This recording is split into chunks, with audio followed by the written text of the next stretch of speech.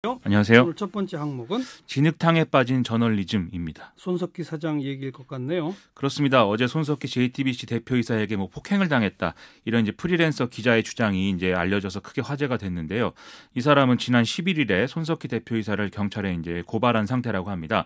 오늘도 실시간 검색어 상위 순번에 계속 손석희 대표이사 이름이 하루 종일 오르내리고 있는 상황입니다. 어제 JTBC 뉴스룸 시작하면서 손석희 사장이 직접 입장을 밝혔다고요? 사실과 주장이 엄연히 다르고 사법당국에서 모든 걸 밝혀주리라 믿는다, 이렇게 짧게 입장을 밝혔는데요. 이와 별도로 좀 JTBC 측은 프리랜서 기자 모 씨가 협박을 하면서 정규직 또는 그에 준하는 신분으로 취업을 시켜달라고 요구를 했는데 이거를 거절하자 충돌이 일어난 거고, 정신을 차리라면서 손으로 툭툭 건드린 것뿐이지 폭행이다라고 할 것까지는 아니다라는 입장을 좀 밝히고 있습니다. 네. 그런데 그 프리랜서 기자라는 사람은 녹취록을 공개했죠? 폭행이 일어난 직후에 이 기자가 자신에게 이제 폭력을 행사했다는 것을 인정해라라고 손석희 대표이사에게 계속 얘기를 하는 그런 내용이고요. 예. 그래서 손석희 대표이사가 아팠다면 그것도 폭력이다라면서 그렇다는 걸 인정하겠다 이런 얘기를 하는 그런 내용입니다. 네. 녹음 파일도 공개가 됐죠. 그렇습니다. 예. 그래서 이 프리랜서 기자 모 씨는 자신이 전치 3주의 부상을 입었다라고 지금 얘기를 하고 있습니다. 네.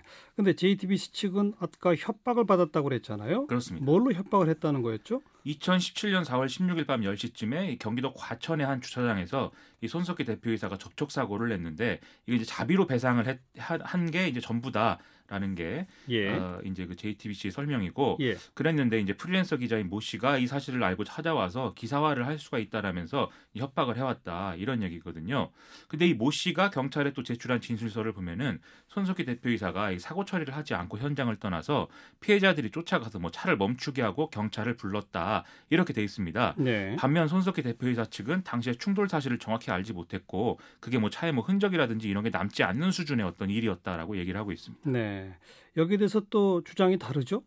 그렇습니다. 이 프리랜서 기자는 자기가 이제 이 사건을 자기가 이제 기사화할 것을 어떤 걱정을 했던 것인지 손석희 대표이사가 먼저 이제 JTBC 취업을 제안하면서 접근해 왔다, 이렇게 얘기를 하고 있는데, 먼저 제안. 그렇습니다. 네. 그러다가 일이 잘 진행이 안 돼서 폭행당한 당일에 이 자신의 역할이 정확히 뭐냐, 이 얘기를 좀 확실히 마무리를 짓자고 해서 하면서 만났는데 얘기를 하다 갑자기 주먹이 날아왔다, 이런 얘기를 하고 있습니다. 또 동승자 이야기도 있죠.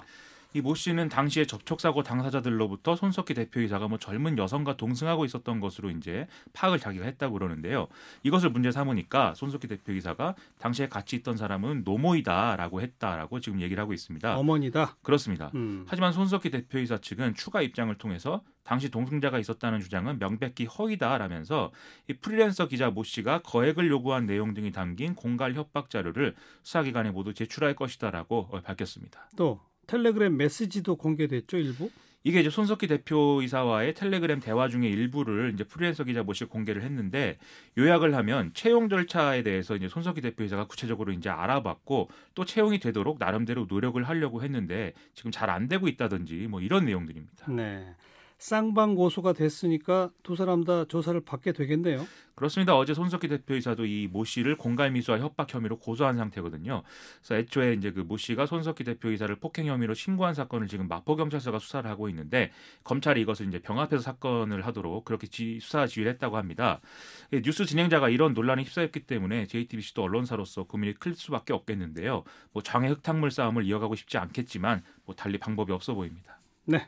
시사회기 두 번째 항목은요. 12억 달러와 9,999억 원입니다. 이건 한미 방위비 분담금 얘기죠? 그렇습니다. 지금 이 방위비 분담금 증액 문제를 놓고 미국과 줄다리기가 그야말로 팽팽한 상황인데요.